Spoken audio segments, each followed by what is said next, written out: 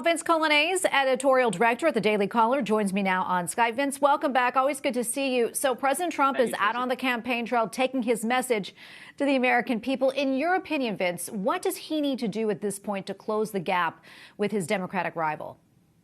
He needs to paint an illustration of who Joe Biden is and who he has been for Washington in the 47 years that he's been in public service. This is his opportunity, and he has to convince especially these swing states, these Pennsylvanians, these Michigans, these Wisconsins, that Joe Biden would be worse for him than Donald Trump having 4 more years. In fact, Gallup surveys have shown that people say right now that they're better off than they were 4 years ago. Even with the pandemic, they say that when it comes to economic questions, that's the message that the president needs to hammer home as much as he possibly can. He said it last week in the debate. The only reason I'm here is because of you, Joe.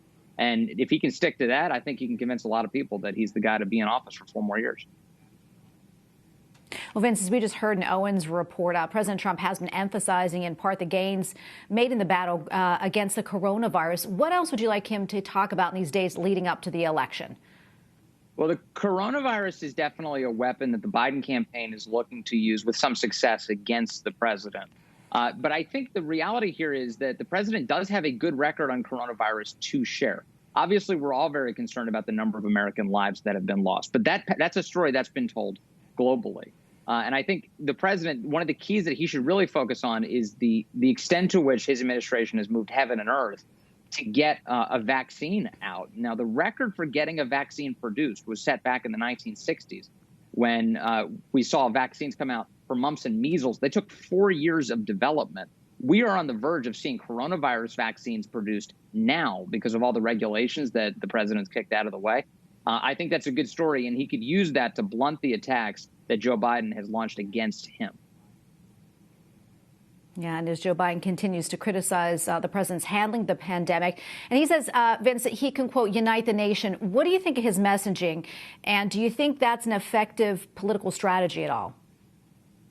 Well, I think people are upset with fighting with one another, for sure. The disagreement in the country is causing a lot of consternation. And I wouldn't be surprised if that's some of the reason why people think that they've decided to either sit out the election or vote against Donald Trump. But I offer this warning. I don't think things are going to cool down if Donald Trump is voted out of office. Yes, he may not be the guy in the Oval Office with access to Twitter getting into fights with people.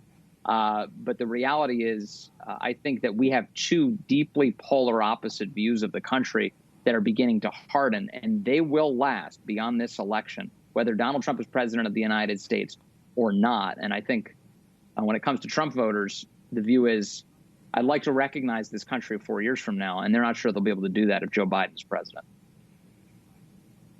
Well, Vince, real quick, early voting is up. We know that putting the 2020 election on track for historic levels of voter turnout. What does this signal to you? It's an interesting story. It's a very interesting story. Early voting means there's a tremendous amount of interest. It's also an unusual year given the pandemic, so many people are voting as a result of that.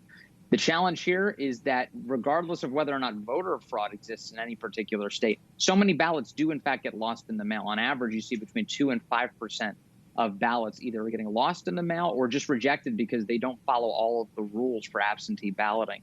Democrats are very nervous right now that could hurt them come Election Day. In fact, in Wisconsin, this is a big deal right now. Democrats are looking for 300,000 absentee ballots that have not yet been returned. Remember, President Trump won Wisconsin in 2016 with just about 24,000 votes.